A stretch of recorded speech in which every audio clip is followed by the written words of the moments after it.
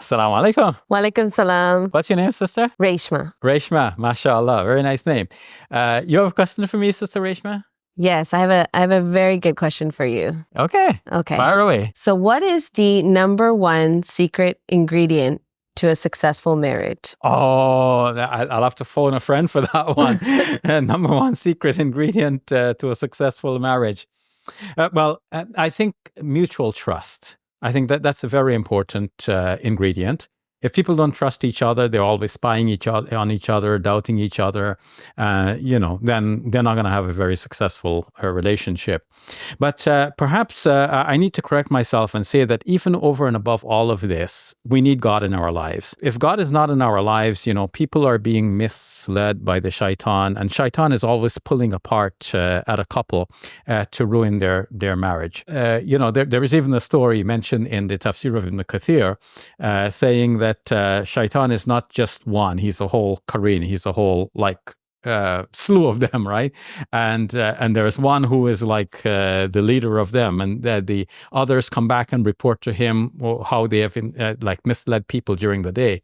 And one of them comes back and says, you know what? I caused the split between a husband and wife, and he praises that one. You did better than all the rest. So we have to be watchful of the shaitan. But how to do that? The first and foremost thing is that we should have God in our lives. If Allah is not with us, then how can we stay together?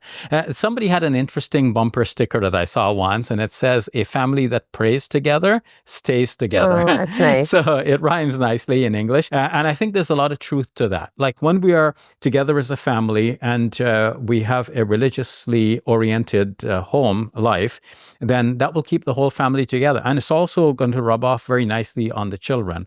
So, we could have quarrels during the day, but let's say it's Maghrib time and we have as a matter of routine, as part of our whole operation, that we are going to get together for the Maghrib prayer just after sunset, no matter what, right? That's our deal. No matter if we fight or whatever, we're going to come back and have Maghrib prayer together.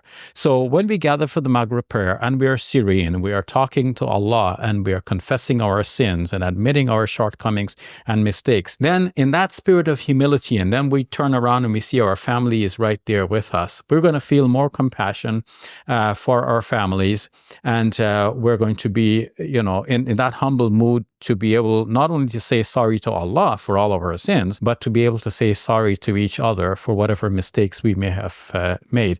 And that is definitely going to be the cement, the glue that holds a married couple together.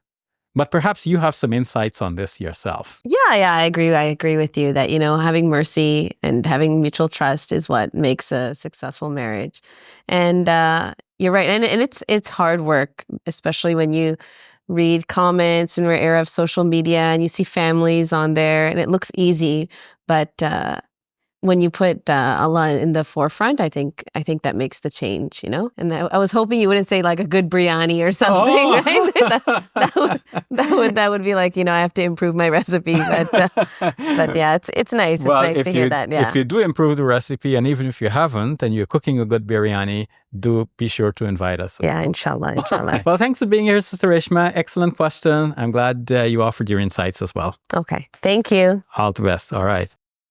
Assalamu alaikum. Welcome to Muslim Media Hub, the new home of Let the Quran Speak. Here we spread positivity and good. We help people experience the beauty of Islam and help them appreciate and understand Muslims. This beautiful building we purchased at cost $2.3 million.